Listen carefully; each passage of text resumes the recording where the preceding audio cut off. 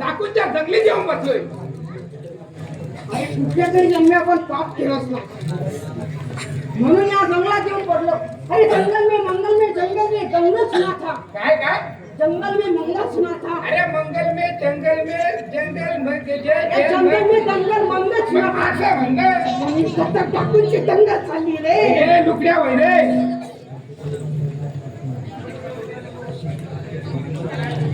लुकड्या, अरे या डाकूंच्या गोळीला इथं आपण कायमच्या झोपणार आहोत. आणि आपल्या अपराधाची होडी पेटवून साहेब आपली पोळी भासणार. ती कशी रे?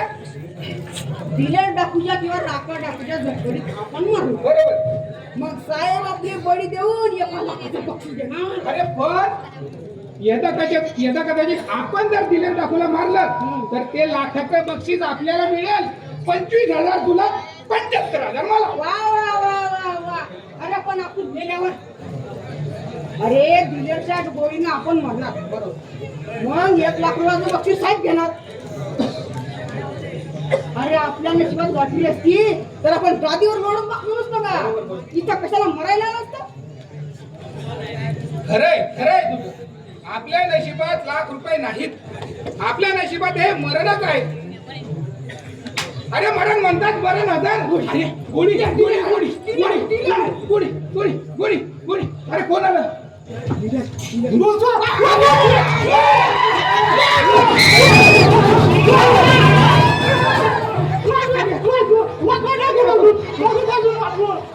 अरे तुला आम्ही काय वाचवू? अरे तू चांगला वाचव.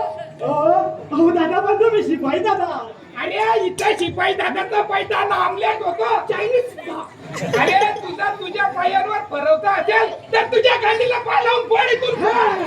हो पण माझ्या पायात चालण्याचं सुद्धा बळ राहिलं नाही हो. आणि तुला वाचवण्याची म्हणा आमच्यात पण ताकद नाही.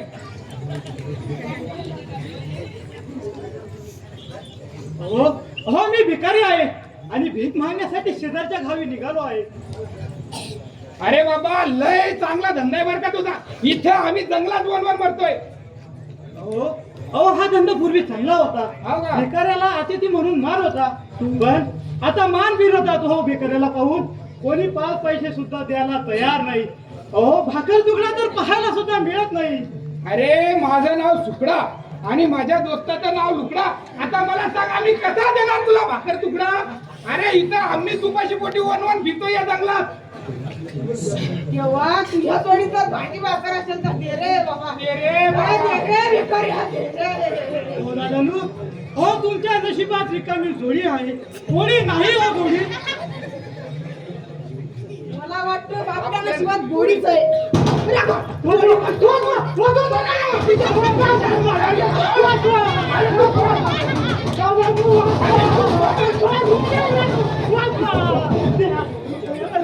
द्या 10 रुपये तरी द्या. द्या दादानू. मारण्याची वेळ झाली. भीक मागणं सोडत नाही. लागायचे पोटाचा प्रश्न आहे हो दादा.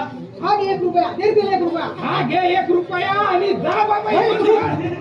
लुकड्या अरे पळूया काय? घोड्यासारखे पळूया. हा